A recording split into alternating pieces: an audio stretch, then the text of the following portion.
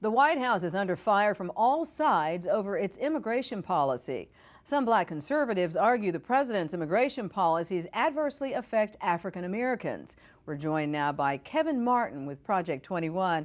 Good to have you on the show. First Good to time be with here. You, Angela. Absolutely. First time. All right, let's get down to it. Yes, ma'am. Wow, we've had a huge influx of children, in particular, coming from. Angela, You want to stop me there? You need to Yes. stop me there? Okay. Okay, first of all, a lot of these illegals are not children. A lot of them are over the age of 18. We have seen this. That's one of the reasons no one wants us taking pictures down at the border. Okay, and some of these are violent gang members who belong to MS-13. So wait, so time out. Are you saying that the age group, are you saying that some of these kids may be lying about their age? Yes, some of them are lying about their age. In some cases, in a few cases, some have been found out to be in their 20s. Okay, in other cases, some have been found out to be violent gang members. Okay, part of the drug cartels down there. So this thing of children is a little bit of a stretch. So then, in your estimation, how many of the people who have been coming in this huge influx we've been having are legitimately children versus not? I would say about 30%. About 30% you Yes, think are ma'am. legitimately children? Yes. Well, I want to talk about Honduras in particular, because in San Pedro Sula, Honduras, it has the highest murder rate. Supposedly, they've sent about 2,000 kids over. Tegucigalpa is the capital of Honduras, and they've sent the next most number of children, which is 900. And then, of course, El Salvador, as well as Guatemala, they have sent children as well. That's a lot going on. The world's highest murder rate in San Pedro Sula, Honduras. But well, wait a minute. But you're talking about what? 2,300 children out of 90,000 that are showing up, supposedly 90,000 that are showing up at the border at all times. A lot of them can't be children. And if that is the case, Angela, why shouldn't people from Chicago be fleeing south? It is the highest murder rate in the United States. 22 people shot this weekend. Why are people from Chicago not migrating down south to Mexico or Honduras or El Salvador? So your contention is that all of this attention that is being placed on, especially what's happening right now with what is being called unaccompanied minors being Yes. brought into the United States, and the president's focus and attention on that is taking attention away from what needs to be done in the African American community. I say like this, the president and progressives in both parties believe that if they somehow institute amnesty, this will get them the Hispanic vote. Let's be honest, Hispanics... So you think this is all about the vote? I think this is all about politics. But in reality, when you look at it, here's a black community, places like Chicago, Detroit, Washington, D.C., Philadelphia, New York, Richmond, I can go on, where youth unemployment is over 30% in some cases. That's insane. That's unbelievable. Right. But now you're talking about bringing in an influx of quote-unquote children, okay, who do not speak English, who have to be educated, who have to be brought up to speed. And then children of today, a little black child who's growing up in America, who's 8 or 9 years old, in 10 years, he'll have to compete with that same student. And if you look at this amnesty bill that they want to pass, there are all types of goodies in there for the private sector to hire illegals. It's called a path to citizenship. It's called the DREAM Act, to go in the military, to do things like this. What about the little black child? What about the little Hispanic child? What about the little girl? Okay, minorities have borne the brunt of this recession, and they're bearing the brunt of this nearly jobless recovery. Now, all of a sudden, you're talking about bringing in, 11 million, quote-unquote, illegals, making them citizens, okay, and making them competitive in the job market. And the only thing that the private sector is seeing is opportunity, opportunity, opportunity. Because they know these are people who are not going to want a lot of benefits, who are going to work for nearly nothing, okay, and will not cause waves. Americans, when they get a job, they want a career. They want a salary. They want benefits. They want to advance.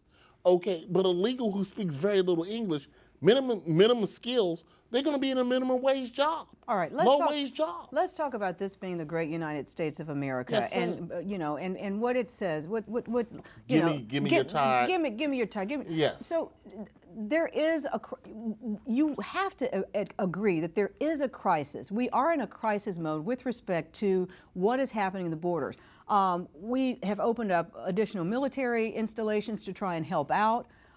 We've got all the shelters are full. But tell me something, Angela, and I don't mean to cut you off again, but why do these illegals, when they get to Mexico, they're given 72 hours to transit through? They have guards down on their southern border. They're given 72, the ones that can get in are given 72 hours to get to the United States border.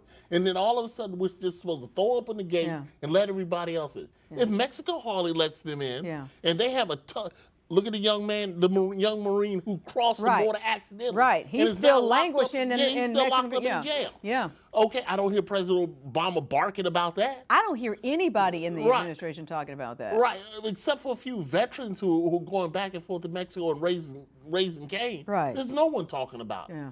Okay, you cross the border into Mexico accidentally, you go to jail. Right. Mexico, in turn, wants us to have doors open and let everybody come in. And then we're talked about like 10 tails if we say, wait a minute, time out. Let's get back to the black community, because that's your focus, and that's where the focus is on this show. I mean, it's a double-edged sword, because you're not saying that you don't have compassion for children who are suffering throughout the world, but we can only handle so much. And the president has asked for $3.7 billion to help with the situation. That is so much money. That's money that could be used to help job training. Come on. Institutional schools. Yes. I mean, the list goes on and on. It does, and we know the list by now. And you have to look at it like this also, Angela. What about the children in Haiti? Some of them get on raggedy boats, okay, try to get to this country, but they're met by a Coast Guard cutter 12 miles offshore and are turned around. They're turned around. This is not fair. No, it's not. And Cubans are treated differently in South Africa. Cubans are treated differently. It's 1 foot on the ground. Dry land, wetland, dry land. Right. So why is it all of a sudden President Obama, if he wants to do this and immigration is so important to him, why not get those Coast Guard? He's a commander in chief. I'm a veteran. And I'm also saying too, okay, what about the people who came here legally? What about the legal immigrants? They get pushed to the back of the line? That's not fair to them. Okay, I've served with legal immigrants in the military. A lot of them are doing military service just to get U.S. citizenship from Ukraine, from El Salvador, from Cuba. I can name the countries of Colombia, on and on and on. Okay, but to say, oh, well, we want to bring these children in because it's going to benefit us politically, everyone knows the name of the game. Everybody knows the name of the game. Both parties think that they're going to benefit politically. And I tell people, I'm an independent. I could care neither Democrat or Republican. But I see the writing on the wall, Angela. And the writing on the wall is that, we pass amnesty and that'll get us a few more thousand votes. Really? Well, there's also this perception, and I don't know how it got started, but there's a perception in Central America that if you do send the kids over, that we are not going to deport them immediately, especially if they have family that's living in the United States. We're going to try to send the kids to the family. And then all of a sudden, what? Have we ever dealt with that situation? No. Now we have another illegal who is living with family, and we're not keeping up with them. And they're in a situation where they're hidden in this country. They can't come out. They can't make the money. They can't. It's just on and on and on. We're making bad decisions, but somewhere Central America is under the impression that you can send your kids here and everything will be fine. No, they're under the impression that that whole southern region is theirs. There's really no border. And really, well, we got to do something about the border, because how many people are on the border, but all these people are still able to get through? I mean, how are our borders? I mean, it's an illusion. Border security in this country is an illusion, as long as we have private industry who's buying off politicians, private industry who's setting policy, and private industry who's telling our politicians what to do. You know, Angela, you can walk right across the street to this hotel and you can find these lobbyists. That's why they call them lobbyists. In these hotels with their checkbooks, waiting for Senator or Congressman so-and-so to walk through because they have an issue. They have an issue, they want to buy them all. But in reality, look at it like this, Angela. These illegals come here, they're given a court date.